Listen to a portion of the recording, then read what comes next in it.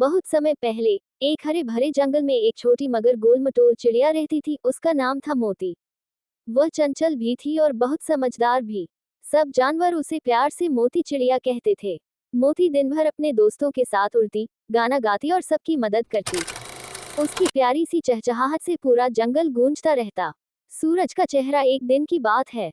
जंगल में भयंकर गर्मी पड़ रही थी। नदियां सूख गई थीं और सारे जानवर प्यासे हो रहे थे।